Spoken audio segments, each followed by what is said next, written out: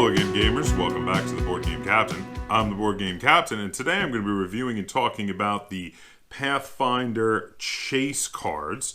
So these are specifically for Pathfinder 2nd edition.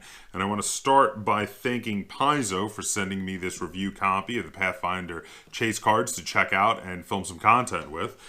And so let's see, what do you get in here? So to start off, on the bottom it says 55 chase cards for the Pathfinder role-playing game. And on the back it says, the race is on. Whether you're the hunter or the hunted, chase cards make your choices during the pursuit matter. Each beautifully illustrated chase card in this full color deck contains an obstacle to overcome, from a deadly trap to an angry bear or a raucous festival. This deck presents complete rules for pursuits down city streets, dungeon tunnels, and wilderness trails, so you won't be left in the dust, no matter where adventure takes you. So, all right, I'm going to start right there. And the reason I want to start right there is the 55 chase cards is a little bit deceptive. And I'd be remiss if I didn't draw attention to this. So there are 55 cards in the pack. I've checked and double-checked this. That includes 4 cards that are not actually chase cards. There are 4 cards here that are, to start with, you've got the rules are 2 cards. You've got a card that is basically the open gaming license agreement, and you have a card that is basically a couple of advertisements. So I want to kind of draw attention to this. There's actually 51 chase cards, plus a handful of other cards that are not the chase cards. So how does this work now?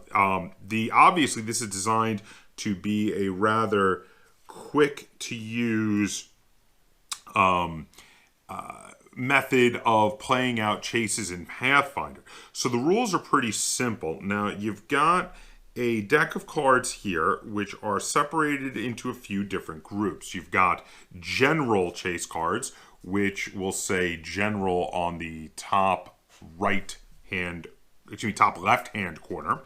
And then you have the next section is underground chase cards, which say underground in the same spot and are purple to differentiate them. Then you have urban chase cards, which same thing, but now they're red and they say urban. And you have wilderness chase cards, same thing, but they're green and they say wilderness. So the idea here is you use these cards to make a chase. Now you can do this in one of 2 ways. You can do it specifically deliberately, or you can do it a bit more randomly. So each group of cards will have some that are a bit tougher, that are meant for higher level characters. And in the case of those cards, they'll have an orange dot on them to signify, as this one here shows. This has a little orange dot there where I'm pointing at it there with it says obstacle 4, and then it's got a little orange dot. These are meant to be for higher level characters, and they have some with 2 orange dots that are for significantly higher level characters. Now, in the case of these, if you're playing with low level characters, the first thing you're going to do is you're going to pull out all the ones with the orange dots, the 1 and the 2 orange dots. Next thing you're going to do is you're going to take general chase cards along with one group of either underground, urban, or wilderness, depending on where your chase is happening. So if your chase is happening through a village, you would take the urban cards. And you could now, to do the random version, once you take out all the high level cards, you'll mix in your urban cards with your general cards. You decide how long the chase you want the chase to be. So in the case of a short chase, it'll be 6 cards you'll deal out face down. Case of a medium chase, it'll be 8 cards. In the case of a long chase, it'll be 10 cards. And the way it goes is, whoever's being chased starts 1 card in, whereas whoever is doing the chasing starts before all the cards. And the NPCs will automatically bypass 1 card per turn, while you are trying to use skill rolls to bypass the cards. So for instance, in the case of, this is a very basic low-level obstacle, a blocked path. So you see this blocked path here. Now, it is listed as an obstacle 1. It's just a very low level. And there are 2 ways listed on the card to help you to bypass the block path. A difficulty 15 acrobatics check can help you squeeze through, or a difficulty 13 athletics check to clear the blockage. Now, you will see also on the bottom, there are 4 chase points needed to pass this card. Now, everyone in the group can make attempts to pass. If you get a success, you get 1 chase point. You use one of the miniatures of one of the characters to show where you are. So the first chase point puts you on the number 1. A critical success will give you 2 chase points, and a critical failure will lose you a chase point, but you can never go below 0 chase points. So that'll help you to try to complete this card. Now, spells that might be appropriate to the particular obstacle can be used, and depending on how useful the spell is and how well you cast it, the Game Master will decide if you'll get 1 or 2 chase points for doing it. If you finish all these 4 chase points, you pass this card by and get to move on to the next one. And if one of the players hasn't acted yet, they might get to act in the next chase card. So in our previous example, we're going through urban streets. So now I'm going to grab a urban chase card. Maybe you find the fruit cart. So the fruit cart, again, needs 4. There are some that only need 3. But this would require either a difficulty 13 athletics check to vault over or smash through the fruit cart, or a difficulty class 15 intimidation check to make the merchant move. And again, single success gives you 1 point, whereas a crit success gives you 2 points towards getting through this card. And the idea is if you're chasing someone, you're going to want to catch up to them. Whoever's being chased automatically gets to go first each round. If you catch up to them in the same obstacle, you will catch them. If you are being chased, you're trying to get away. And you can either get away by getting through all the obstacles before you're caught, or getting 3 obstacles ahead of who's chasing you. And this works also for if you are chasing someone. If they get 3 obstacles ahead, they will also be able to automatically get away. This is a really fun and cool system. And now the other way to do this, rather than do it randomly, is you could use this to specifically design a chase. So you might say you're going to have to get over a collapsed bridge, followed by they're figuring out what to do with a fork in the path, and then figuring out what to do with this guard animal that is in your way.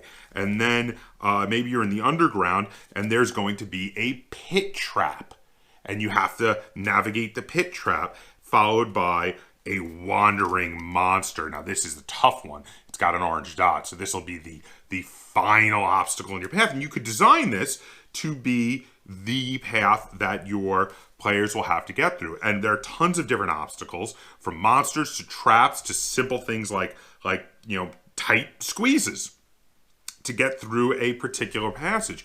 And they all have lots of interesting different skills that are used. For instance, this pendulum trap here requires you to either use a difficulty 20 reflex to dodge the blades, or a difficulty 15 thievery to disable the traps.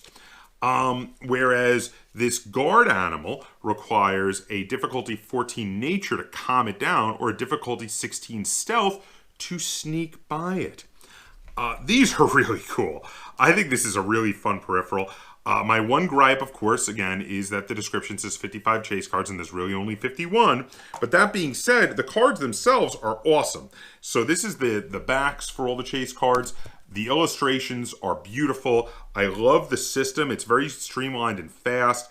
I love how you can either use it to design a chase, or you could quickly shuffle one together and do a random one. And that is really awesome. So as a peripheral for doing chases in Pathfinder 2nd Edition, I think this is great. This is really, really awesome. I love these cards. I think it's a really great system. I love how if you get a crit success, that will get you 2 chase points, which can really help you to catch up or get away from your enemy, depending on whether you are the one doing the chasing or the ones being chased. And I love that since this is meant to be for a group of 4 players, you're going to have 4 chances to possibly get crit successes and therefore get ahead or catch up, depending on whether you're the one chasing or being chased. This is a really cool idea. So this retails for $15, $14.99. And for that price, I think this is highly worth it. This is a really, really cool add-on for playing Pathfinder, and a really cool fun new system for doing chases in Pathfinder 2nd Edition. So for that reason, I'm going to give the Pathfinder chase cards 8 out of 10 stars, because I think this is really cool, very much worth its money, and it is a bit specific, because it is just for this one particular type of challenge, which is a chase. But for chases, this could be really fun.